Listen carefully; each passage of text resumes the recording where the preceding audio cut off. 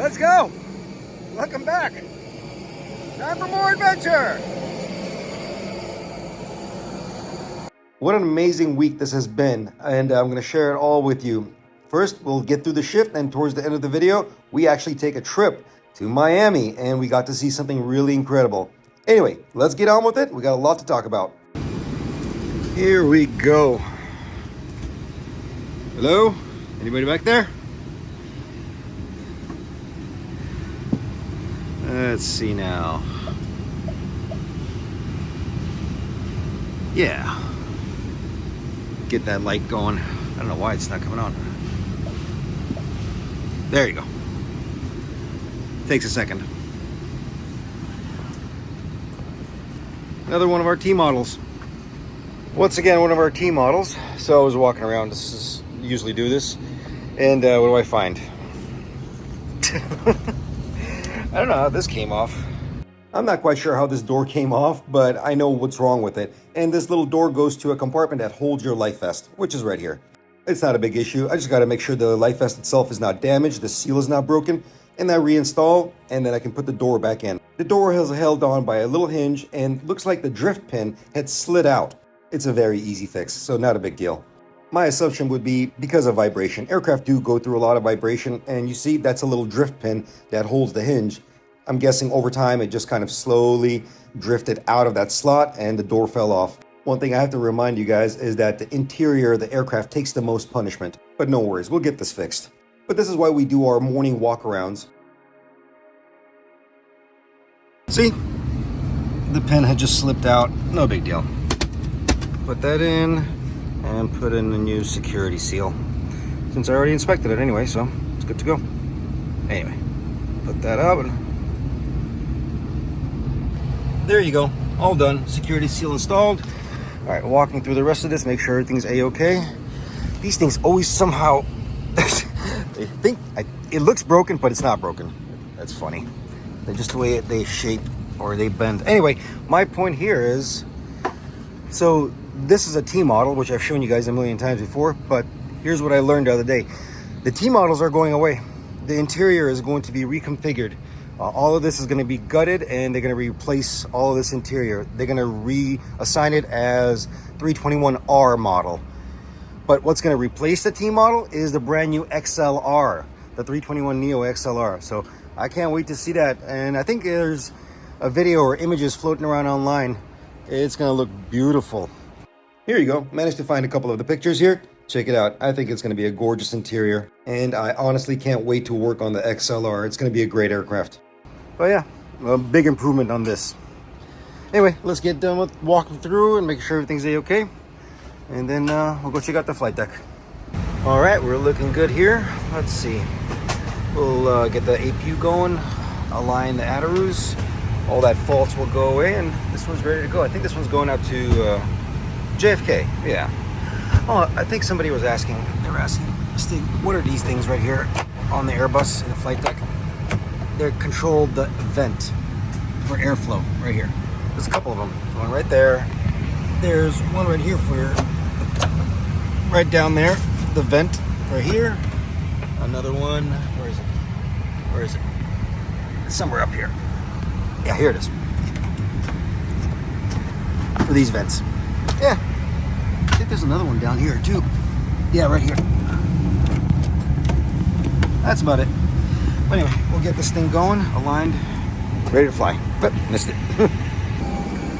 Next office, from a 321 to a 319. Let's go. Come alive. Time to go to work.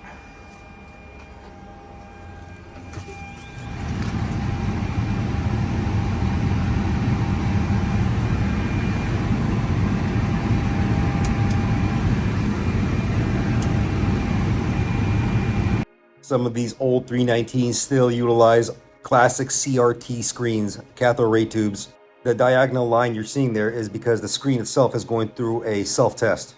There's also another type of test you can do onto these screens. You can do it through the MCU, that's that little other screen towards the bottom left and right. You will basically throw out different kinds of patterns onto the screens or the main display units to make sure that the color is correct and there's no distortion. I couldn't find the video where I did the operational check, but here's a good graphic that will give you a good idea of what will happen to the displays. The screens will cycle through different patterns of colors, such as black and white or checkered, and as well as red, yellow, blue, pink, all the colors you see right there. All controlled by a computer called a DMC, the Display Monitoring Computer. Oh, could not ask for anything better. Beautiful, clean post-flight report. Now, someone asked me in the past, what is a post-flight report? In the most basic sense, the post-flight report collects every kind of data from the aircraft. Any kind of faults that are generated while the aircraft is functioning. This means any kind of failures or any kind of warnings. Every flight generates a brand new post-flight report. The computer stores this data. It can give you the last leg report, or it can give you previous leg reports, as in like previous flights. This will give us information if there's a problem that's trending on the aircraft. In order to generate a brand new post-flight report, the aircraft has to be in a configuration to fly.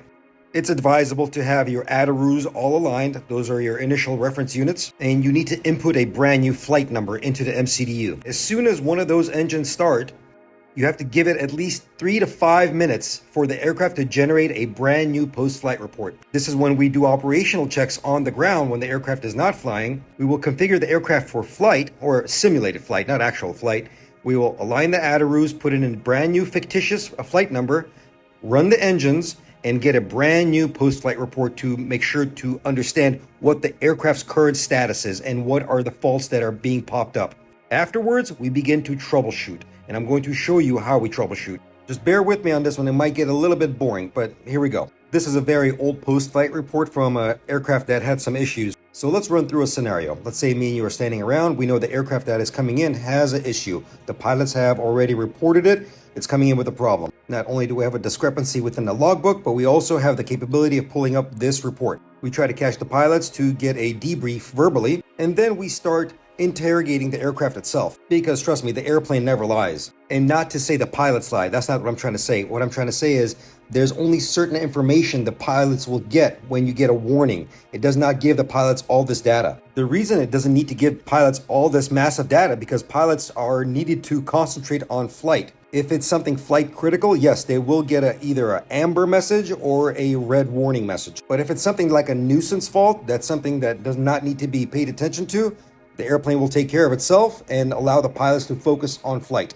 Okay, back to the PFR. First, we will take whatever is in the logbook and from the debrief from the pilots. Then we will print this out. Now we're looking for correlated messages. Whatever the pilot reported, I'm going to look for the same thing in here. Up top, you can have warning/maintenance messages. That's what's usually popping up on their ECAM. That's the display unit, center bottom right there.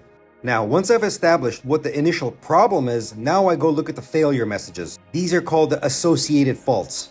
The associated faults gives me a deeper understanding where the fault is being generated. As you can see right there on the right side, it says source. The source is the computer system that's identifying the problem. Next, I'm going to take a look at the left side where it says GMT. That's the timestamp. 99% of the time when the initial warning happens, it will timestamp itself along with the timestamp that correlates to the failure message. Then I'm going to look at the ATA chapter. Then I take a look at the ATA chapter. Those also match up. And my favorite one to pay attention to is called PH. It's the column in the middle on the left side, the flight phase.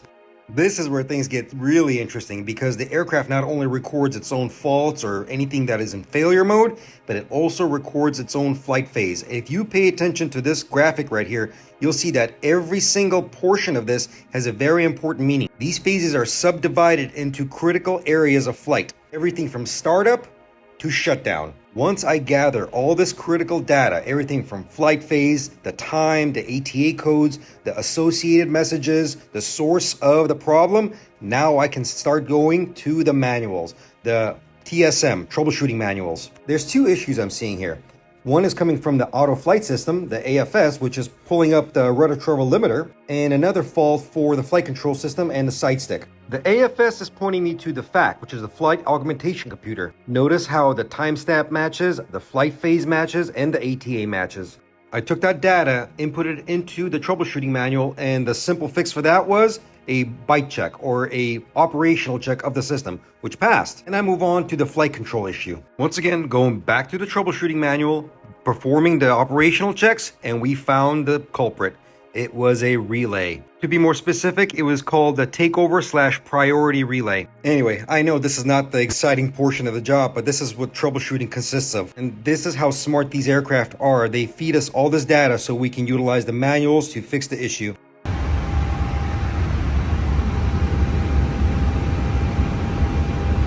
Okay, we're still inside of an Airbus, and we're going to talk about air conditioning and the temperature controls in the aircraft. The Airbus 320 family has 3 primary sensors for its cabin temperature control. One is located within the flight deck. That's what you're looking at right there. That's a little temperature sensor.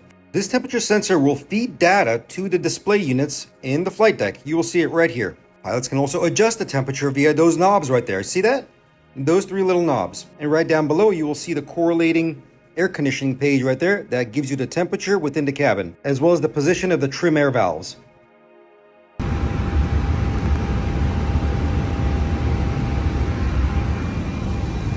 That was the one for the flight deck. There are 2 more sensors, one in the forward cabin and one in the aft cabin. Now this is slightly an older aircraft, and the sensor is right there in that little hole. Some of the newer Airbuses are hidden away and tucked away inside the ceiling. You would have to drop down a ceiling panel to get access to it. Time to time, these little sensors do build up dust and grime, so we will have to take it apart and clean it out. If it's dirty like that, it will send erroneous data to the flight deck, so they won't know the exact temperature, what's going on in the cabin. It can also create issues with the trim air valves and how they function, because those things are also getting data from these sensors.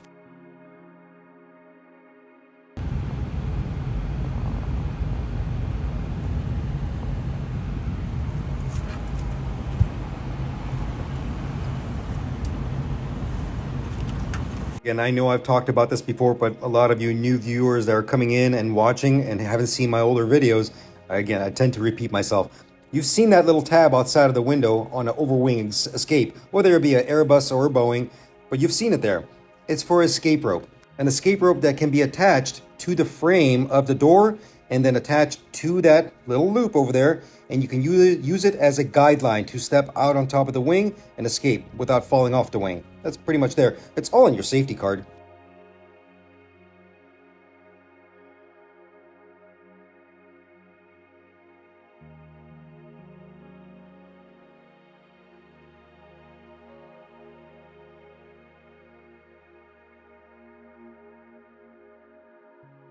Well, since we're here at the overwing exit, might as well show you this as well. You see that? Why do you think that window shade goes down and this one goes up? It's because the operating mechanism for that escape door is up here. Look, there's a handle in there. You can't make that window shade go up. There's no room, so they made that window shade go down.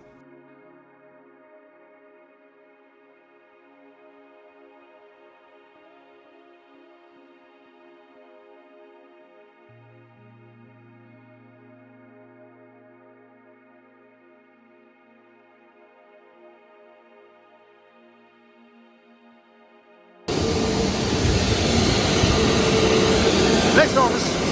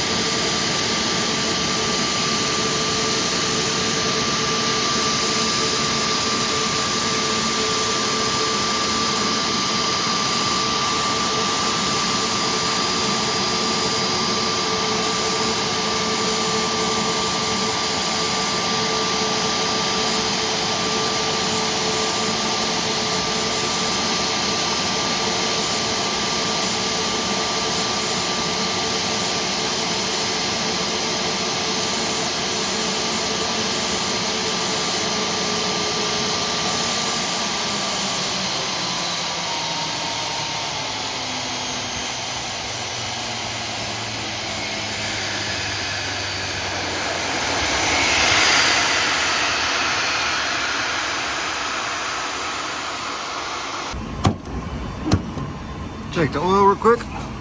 Nah, it's pretty good. No need to service it.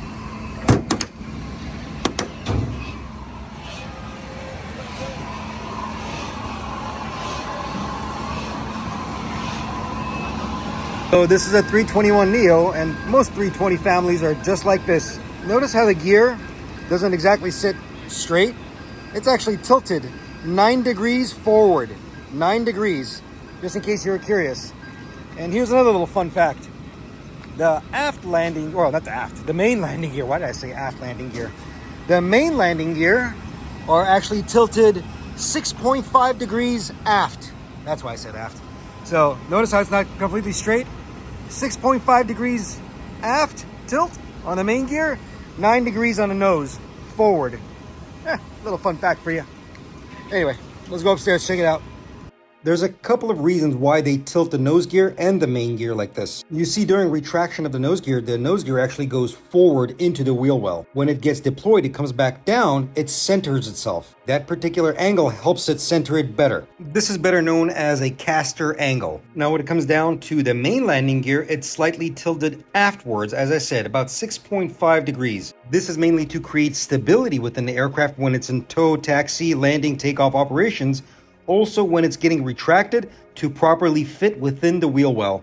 But yeah, that's about it. A couple of other airplanes have this as well. And I believe I talked about it in a previous video when you guys saw that A321 turning and the nose wheel kind of getting off the ground. But anyway, let's keep going.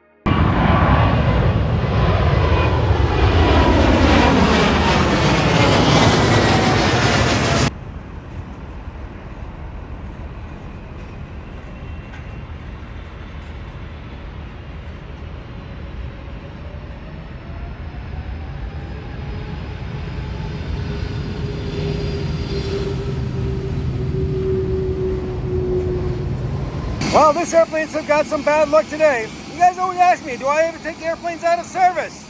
Yeah, I do. I ground airplanes too. Not because I want to, because I have to. This one has an issue with its steering. It's pulling the tiller to the left, or it's binding in the left, and it won't center itself out. So it's got a little bit of a history behind it, but yeah, it is what it is. I gotta take it out of service. I have no choice. It sucks. Hopefully we have a spare airplane. This is a very common question I get asked all the time. Stig, do you ever ground airplanes? Yeah, I do.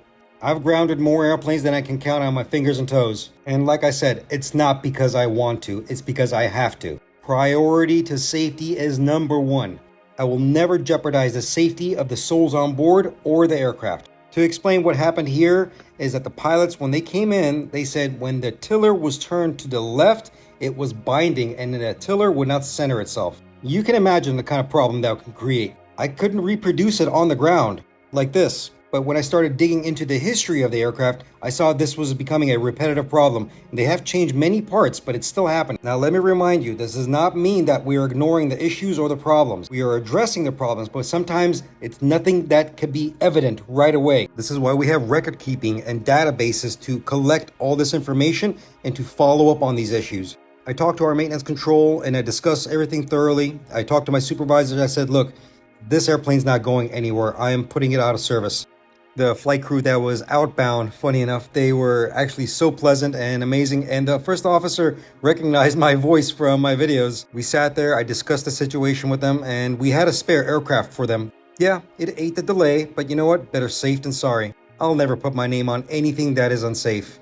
We hate taking delays. We don't like grounding airplanes, but you know what? Again, souls on board, aircraft safety comes number one, no matter what.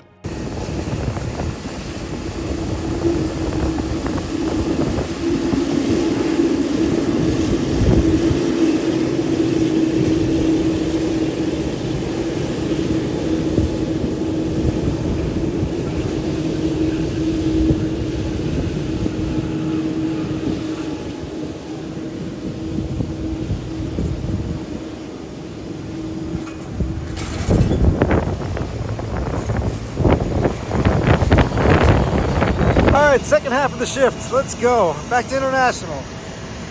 Gotta wait for this beautiful Cathay 777 to push because I got a 737 coming in here in a bit. And I really like it when they put the GE90 logo right on the side of the engine. I think that looks cool. Yeah, I like that. I like that a lot. All right, now we're just gonna hang out and wait until this goes away. Our bird will be here in a little bit. Well, a little bit of change of plans. That Cathay never got off that gate. Now I got sent out to the other side of the airport. There we go.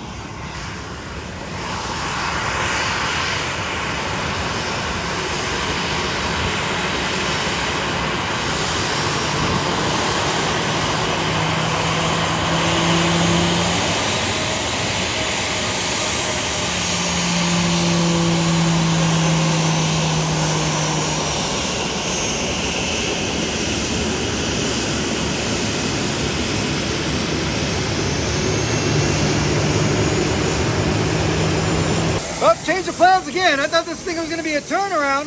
All of a sudden they changed it. Now it's going to stay overnight. I got to give it a little bit of oil. That's it. They're going to move it off the gate.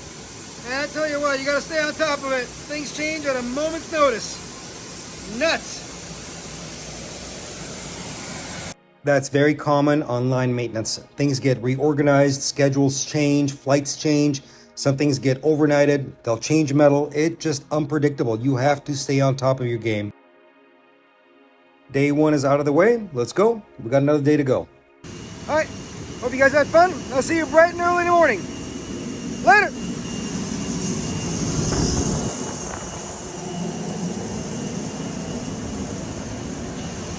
Good morning, everybody. Welcome back. Day two. Let's go have some fun. Here's our first one. Beautiful Plastic Princess 787. Do a quick little walk around. I think this one's going out to Philly, if I'm not mistaken. We'll see. There you go. Looking fine, looking fine.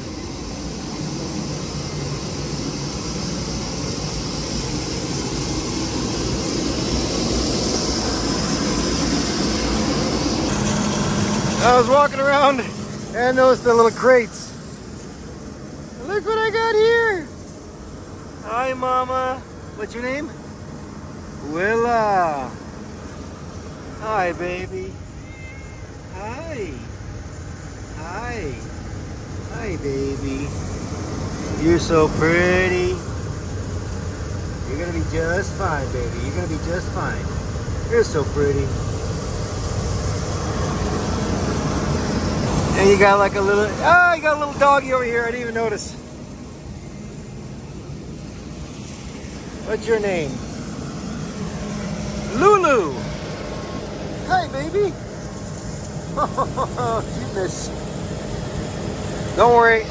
They're going to be fine. They're going to be just fine. All right, let's finish up the walk around and go upstairs.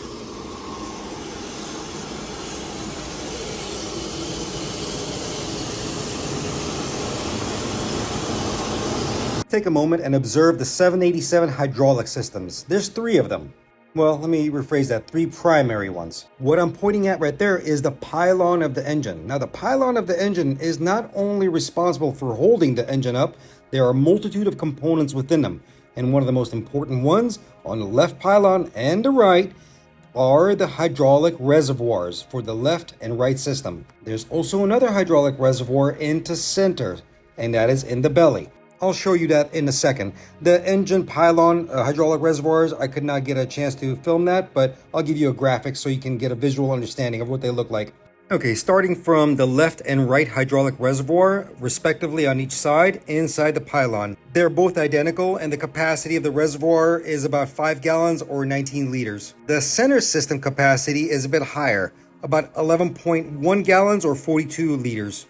The center system hydraulic reservoir is inside the belly. Remember last week we had to do an electric start on one of the engines? I had to open up one of these panels. Well, the reservoir is right next to the power port receptacle. Give you guys an understanding, I'm not going over every single component within the hydraulic system on this aircraft. It would take too long. I'm giving you simply the basics on this one. There it is, right above the power port receptacle. That big long tube that you're seeing is a quantity indicator, a visual quantity indicator. Much like every other aircraft, it's a multi-redundant system. Not only does it have an engine-driven pump, one per engine, you also have electric-driven pumps per pylon. You also have electric-driven pumps for the center system. Last but not least, as I said, the primary systems that I talked about, but the redundant system, the fourth one that produces hydraulic power, the ram air turbine, the RAT. Here's a nice little graphic of what every system is responsible for. And also a quick reminder, the 787 runs on a 5,000 psi hydraulic system. Higher pressure means you don't have to utilize bigger tubes or plumbing. Reduction of weight. Some of the basics for the aircraft for its hydraulic systems. Okay, moving on. Yeah, would you look at that? They still got the old configuration. The seats facing backwards and seats facing forwards. Eventually all this is going to change. It's all going to be all facing forwards. Oh yeah. So far so good. There she is. Beautiful. There you go. Take a screenshot. Let's see now. So far so good. Parameters looking good. She's a happy airplane. I don't know if I've mentioned this before, but this probably has been asked and I just forgot to answer it. You guys know why the trim, the horizontal stabilizer trim, always has 2 buttons on Boeings? So in case you don't hit it inadvertently. So if you hit one, nothing is going to happen, one or the other. You actually have to hit them both at the same time for it to actuate. So they made it split so you don't inadvertently just hit one by accident. Say if you're flying or whatever, you hit one by accident, the horizontal trim stabilizer wouldn't move. But yeah, you have to actually hit both of them at the same time and it will move the stab, the horizontal stab. But yeah, same way on 777, same way on 737, basically all Boeings. There you go.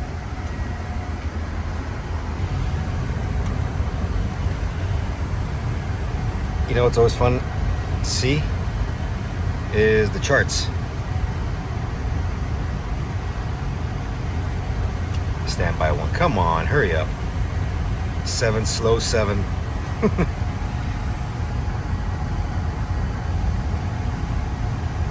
The system that you're looking at is called the EFB, the Electronic Flight Bag.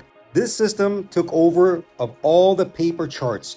Pilots no longer have to carry around those big Jepson books full of maps and guides and everything. It's basically replacing the Thomas Guide of airplanes. It's all digital now, right at their fingertips.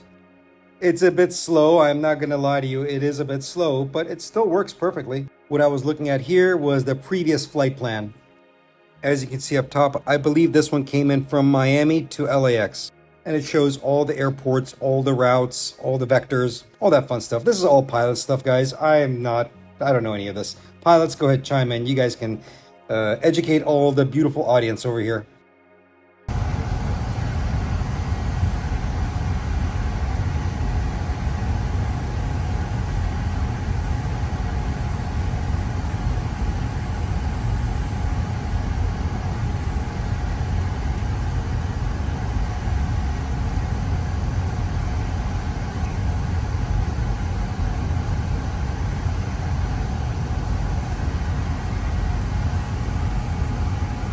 You can also pull up all the maps and charts for the airports that you're going to.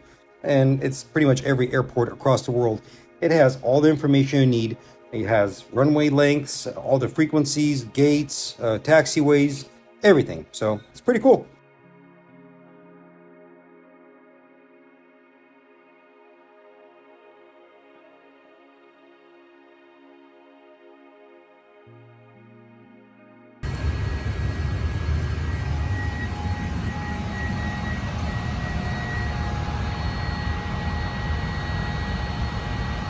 Had a bit of a moment to spare and I figure I'd give you guys a little light show. This is the cabin light test. This cycles through every single RGB light within the cabin to make sure everything is functional, and it makes for a pretty cool show.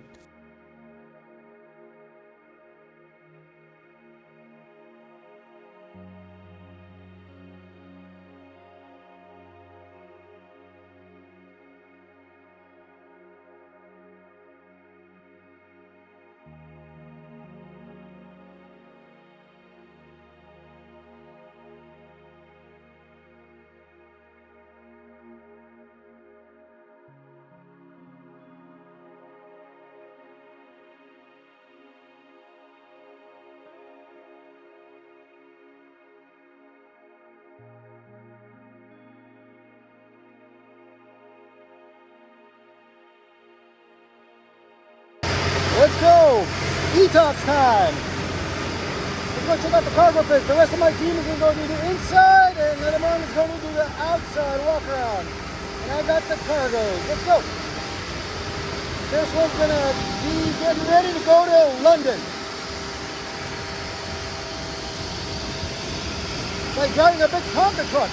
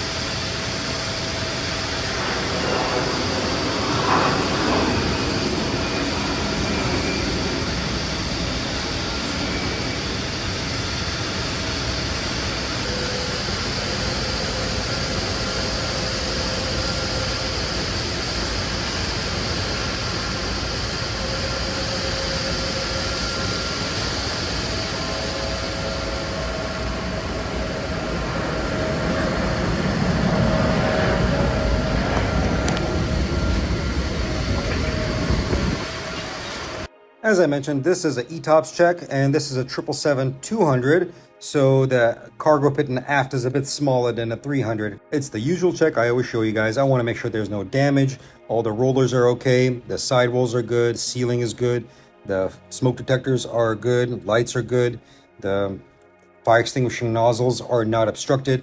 Just general condition of the aircraft cargo pit. Also, this is where you would load your pets right here, because see those little vents right there? And this one up here, those are heaters. Yeah, it's a heated compartment. And again, the cargo pits are pressurized.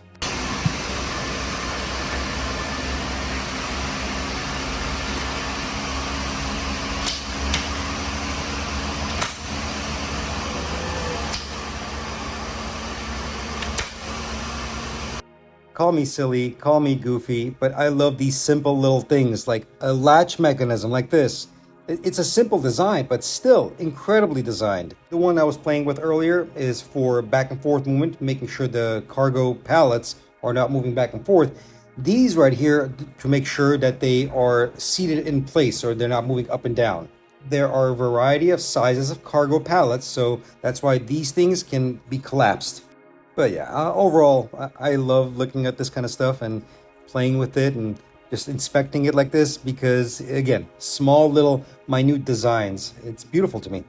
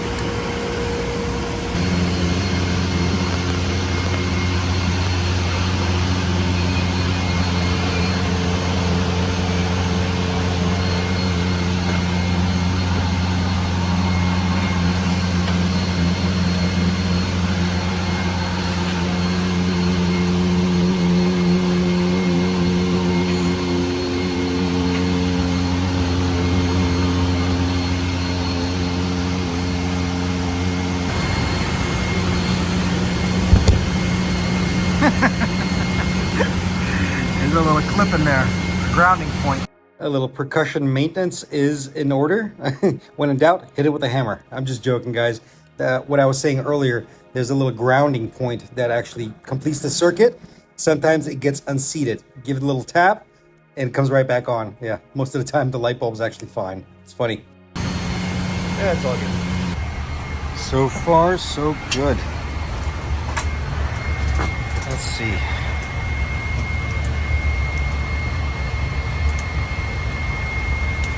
Beautiful. No faults, no issues, no problems. This thing's almost ready to go. Oh, before we get fidget spinner working, let's go flying.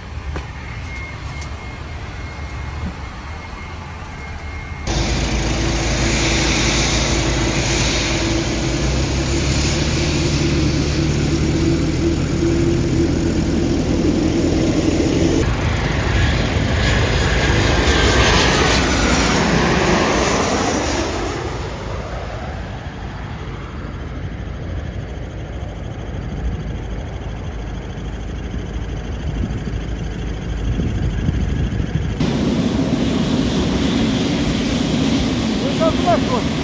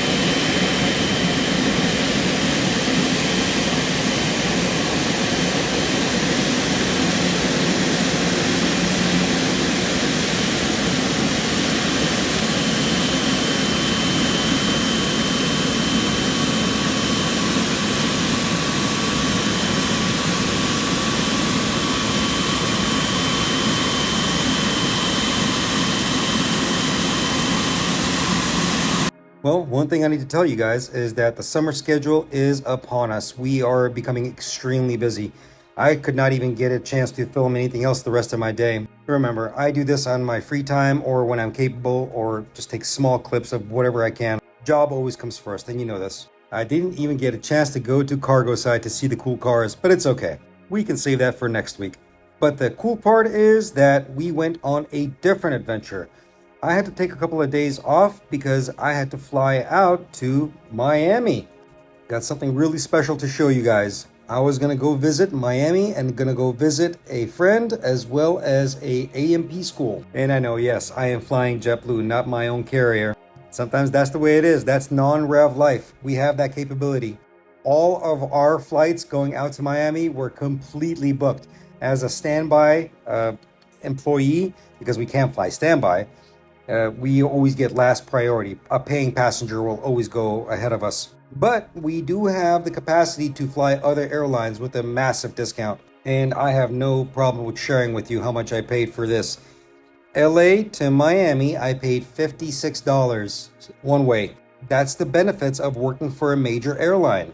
Not only do I get to fly for free as a standby passenger on my own carrier, completely for free, unless it's international, and then all you pay is for taxes, but I can also fly on other carriers that we have partnerships with. It's an incredible benefit. You can literally fly all over the world for pennies on a dollar. That's if you get on, but there's ways around that because there's people out there that are like genius scientists when it comes down to non-rev flying. I am not one of them, don't worry, but I do know where to look for proper flights and how to get onto a flight.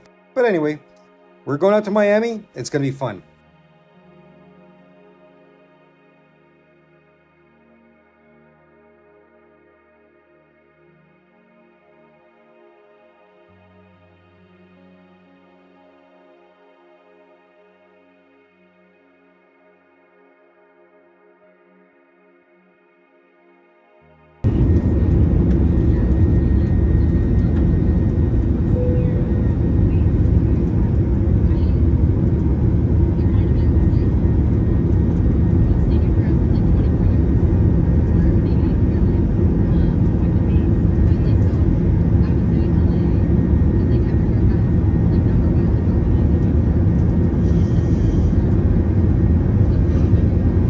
You know, the best feeling about this is that I have friends that work for JetBlue, mechanics. And most of my friends are mechanics, obviously. But I trust them. See, I never have a hesitation to get on an airplane, no matter what airplane, because I know technicians are taking care of these birds. I will get on there with confidence because they put their due diligence and care and effort making sure that no matter who's on board is going to be safe, no matter if it's me or anybody else. So, yeah, I just have full confidence. Thank you to all my technicians at JetBlue and every other airline, and thank you to all the pilots and flight attendants that work so hard to make sure I have a good, safe, and pleasant journey.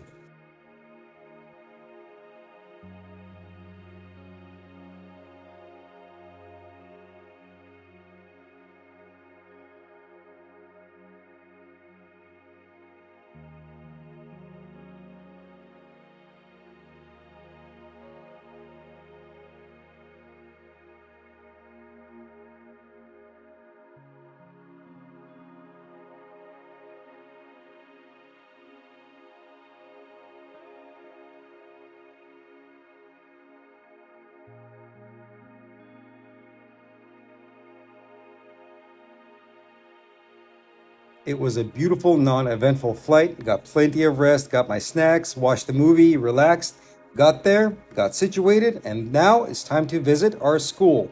Welcome to George T. Baker Aviation College, and this is our special tour for today. Let's go.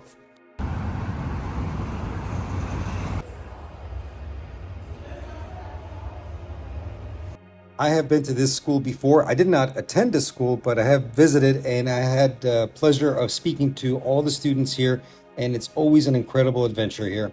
It's a beautiful facility with tons of amenities and lots of learning opportunity. They have pretty much every kind of component you can imagine. That's a rat. That's a ram air turbine. Not sure what type of aircraft that comes off of though. If you've ever been to Miami, you'll know that it is very heavily based in aviation. It has a very extensive and rich history when it goes down to aircraft and teaching people and aviation in general. Not to mention 36th Street and all the vendors out there. I am an avid supporter of every aircraft maintenance school in the world. This one obviously is based in Miami, East Coast. So if you have the capacity and capability to attend, definitely go for it. This is one of the best schools in Florida. That's if you're interested in becoming an aircraft technician. And by the way, if you are interested in becoming an aircraft technician, there's a FAA website, which I'll leave the link down in the description, where it gives you every single school that is credited or approved by the FAA to give you that certification. The website also gives you step-by-step instructions on how to become an aircraft maintenance technician. Just to remind you, this is only for United States FAA certification, airframe, and power plant license. This does not apply to EASA or the Part 66 EASA program. I will make a separate dedicated video on how to become an aircraft maintenance technician within the United States, as well as the EASA program Part 66. I have many colleagues that have also transitions through that, so I will talk about that as well, but that will be in the future. But let's go on with the tour. The facility has many aircraft. They have their own 737-200 and a MD-80, but we'll get to that. First, I want to show you this. They have a full-blown simulator.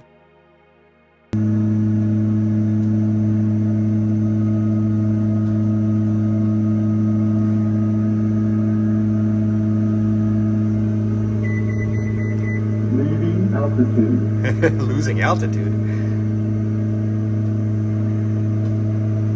Anyway, it's a pretty cool simulator.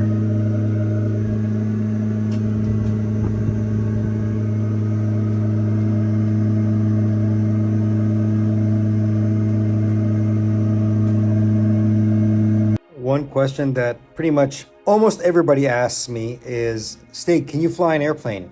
Can a mechanic fly an airplane? Well, I'll answer this in my own fashion. I can fly an airplane because I've had my PPL for quite some time now. And yeah, I've never really talked about this, but I'll talk about it now. I took the classes, went through ground school. I got my PPL, which is private pilot's license. And I had a bad experience and I let it go. I let my medical expire a long time ago. I realized that I'm not meant to fly. It's not for me. I like to fix. That's what I like to do. I'm not meant to be sitting in the flight deck. That's somebody else's job. I'm on the ground. I will fix the airplane, making sure that it's right to fly. But the question always comes up, Stig, can you fly the airplane? Yeah, I can. But in the most dire circumstances, I will not volunteer for this. I will let every other pilot within the cabin say, yeah, I'm a pilot. Go for it. Dude, do your thing. Me, I'll be the last to volunteer for this. Only at most dire situations that I will ever volunteer to fly an airplane. In any case, what I was trying to go back to is they have a beautiful simulator that is full motion. It's a simulator for a Cessna 172, which is funny to me because that's the aircraft I got my PPL in. Lena, What? you take a video? What do you think I'm doing? Think I still got it? Probably not.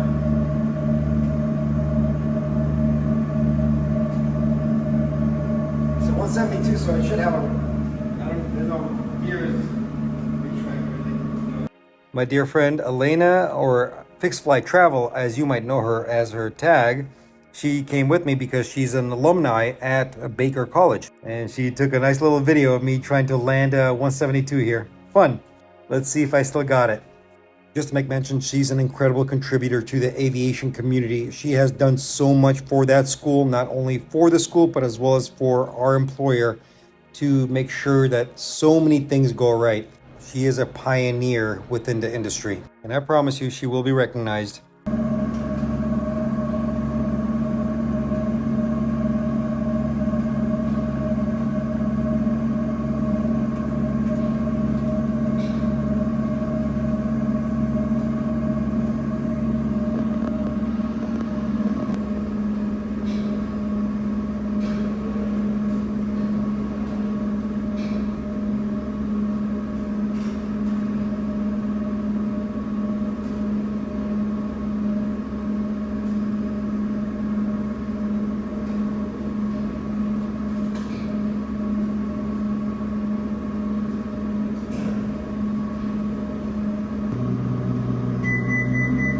Leaving altitude.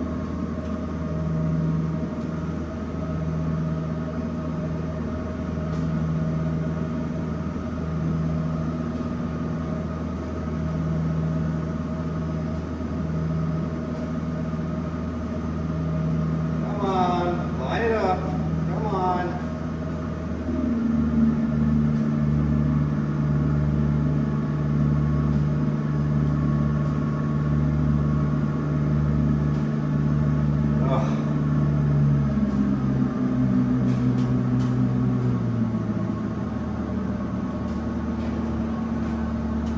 That flare. Give me that flare. Come on. You can do it. There you go. Come on.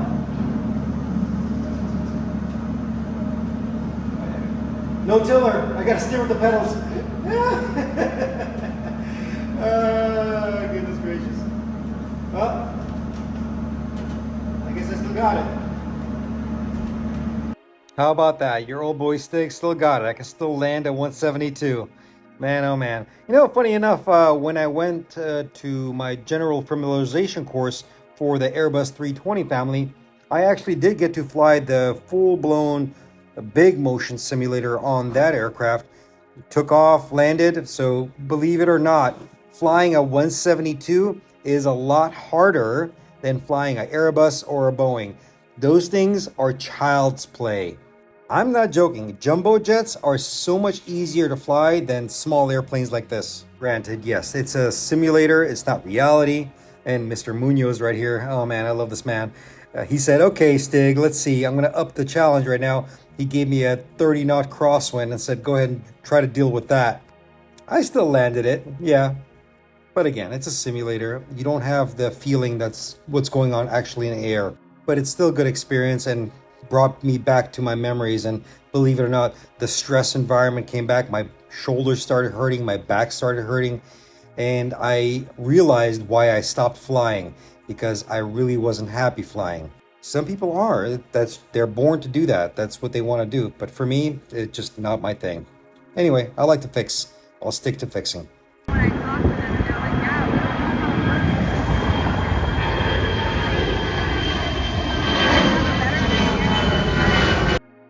Let's get back to the tour of the facility. They have every kind of shop that you can imagine. This is the propeller shop that you can see right here. Students are taught the basics of aviation and aircraft maintenance. That means going back to general aviation, everything from propellers, reciprocating engines, up all the way to turbine engines. They even have a paint shop. One of the most beautiful things that they have right here is this gorgeous MD-80 that was donated by my carrier.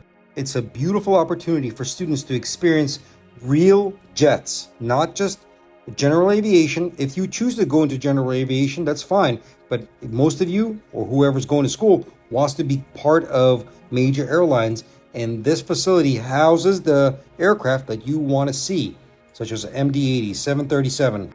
Students learn on these machines on how to properly do maintenance. And these are live aircraft. They're fully functioning. Obviously, no engines on it because they've been removed, but otherwise, everything works just fine. A multitude of struts and landing gear assemblies right here. As you can see, you have a good cross section and understanding of how a strut, an oleo strut, will work. You see, most of us in aviation, especially aircraft technicians, we are very much visual learners. When we see it, we understand it. And this is one of the primary reasons I do things the way I do things. I want to give you the visual understanding along with the literature.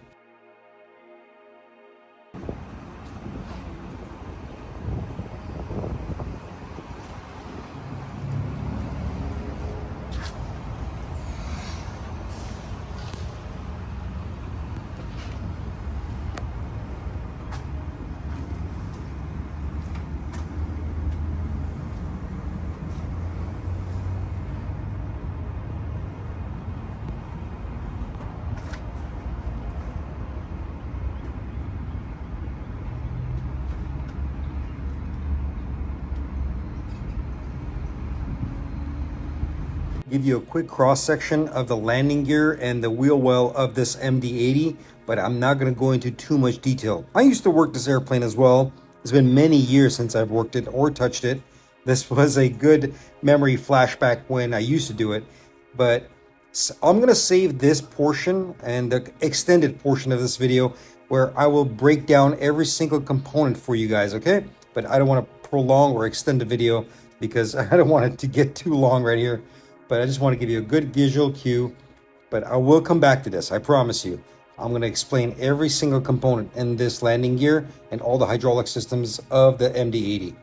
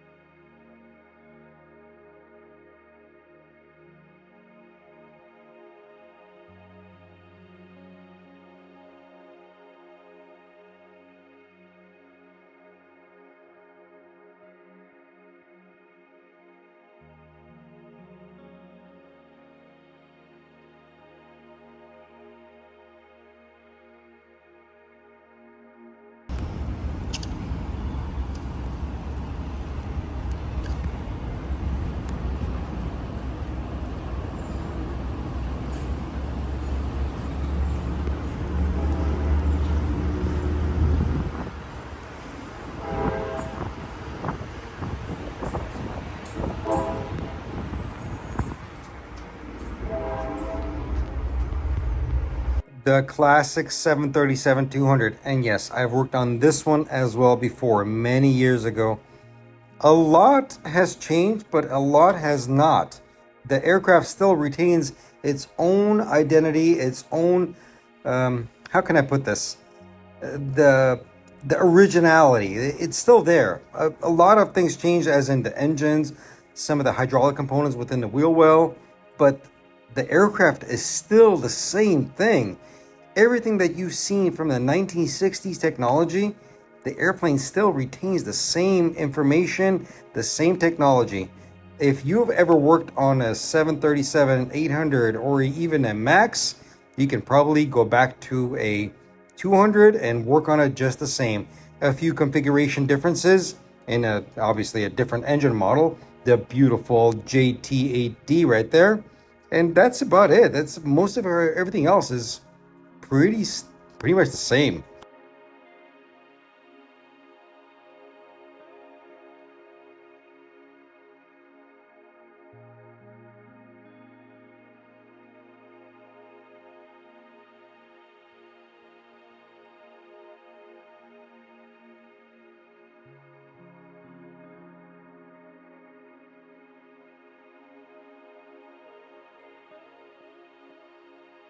Looking inside the wheel well, and you guys seen my videos on the modern jets, you can see the difference yourself with your own eyes, how the configuration is slightly different. Their reservoirs, the way they're shaped, and some of the components are just in a different location.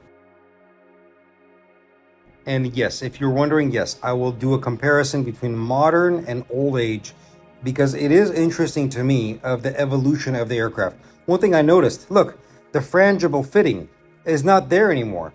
Well, was not there in the beginning.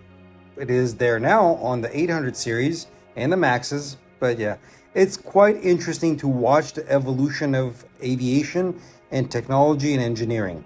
It's fascinating. And I will gather all that data together and I'll put it together in a video for you guys.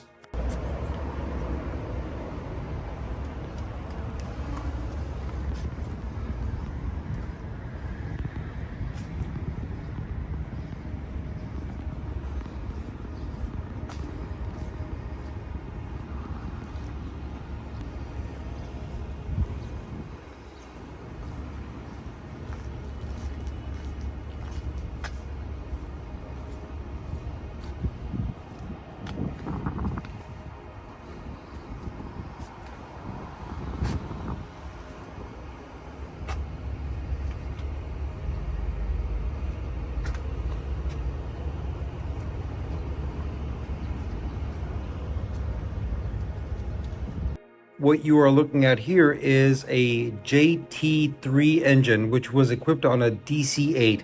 I'm not 100% sure on this. Please correct me if I'm wrong. It is a medium bypass engine. This was the predecessor to the JT8.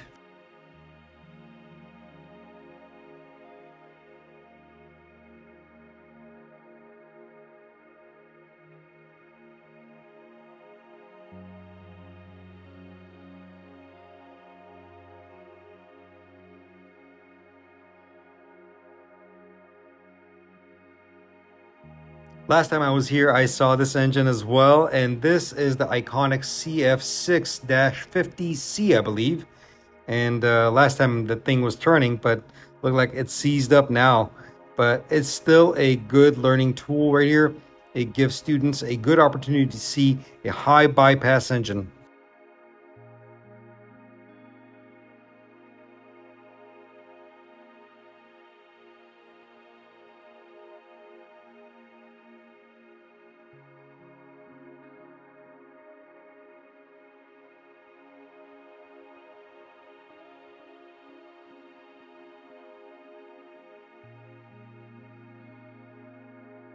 I love watching the evolution of aviation, and I've mentioned this before. I'm sure you guys are getting tired of hearing that, but look at this. It's a relic of an engine, but I look at the components and it's very evident what they are. That's a starter right there. On to the right portion, that's a hydraulic pump. That is a generator. Well, slightly different, older technology. It's a generator combined with a CSD, constant speed drive generator.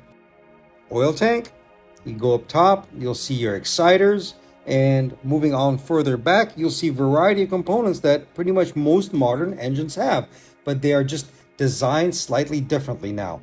They're more efficient and just better equipped on the engine. That little radiator grill that you saw is for the IDG oil cooler, and all those little ribs on the side, those are the VSVs. Those pipes that you see right there, those are the fuel manifold.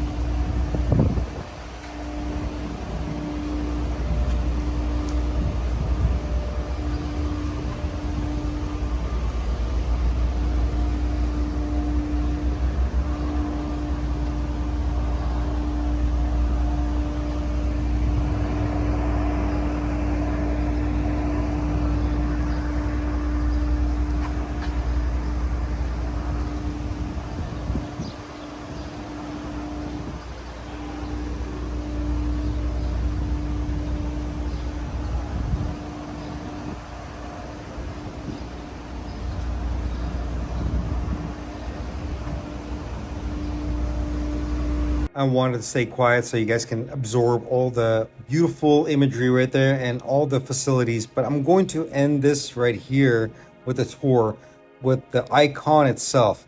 If any of you have worked on this, you know exactly what engine this is. This is the one, the only, the original RB211 engine.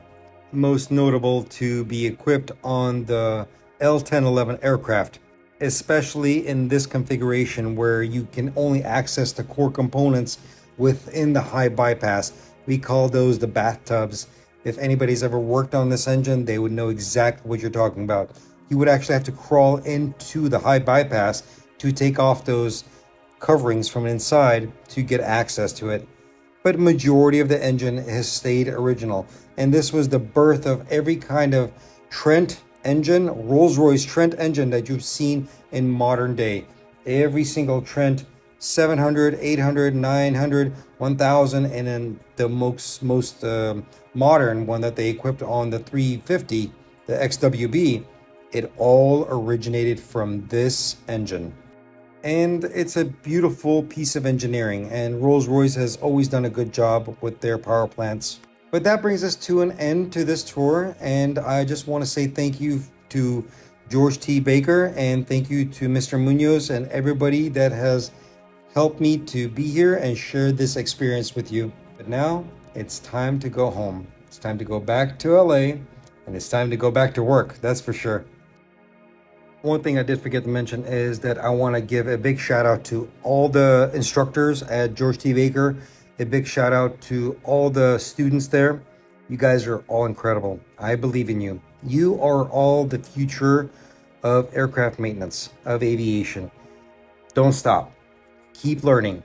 Keep that passion alive. Keep it burning in the furnace, and just make sure when you get to the field, you just show your love and passion to the world of what you do, and be proud of what you do. I'm right behind you. I got your back 100% of the way.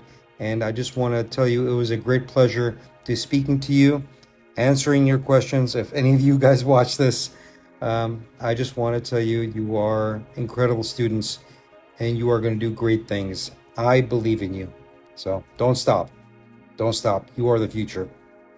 Other than that, I'll let you guys enjoy the flight back home. How's that?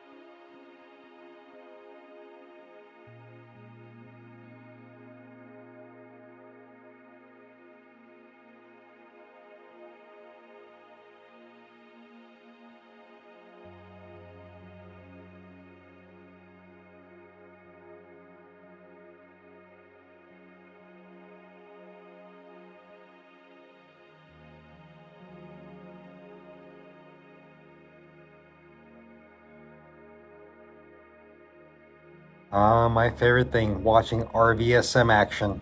I always like to watch outside my window when I'm flying, and I always get to catch the other opposing aircraft that are flying by. See if you can catch in this little clip. It's there. You'll see it. Watch closely. What more can I say besides thank you? I have met and done so many great things within this community, and all I can be doing right now is being thankful for all the people that allow me to do this. Thank you, George T. Baker. Thank you, Elena. Thank you, Mr. Munoz. Thank you to all the faculty within the college. And thank you, most of all, to the students for listening to our banter and trying to educate you. Also, thank you to some of the individuals that I did not get to capture on film, such as Jaguar Aviation and Ace Aviation. Miran, if you're hearing this, thank you, brother. All of you guys, you have embraced me and invited me to talk to you and meet you. I thank you so much. It's an incredible journey, and the journey is just beginning. I just want to thank also the viewers of this channel and the support. More to come, and stay tuned. Thank you for sticking around. Keep asking your questions. I'm always here for you. Stig, signing out for now. I'll see y'all later. Cheers!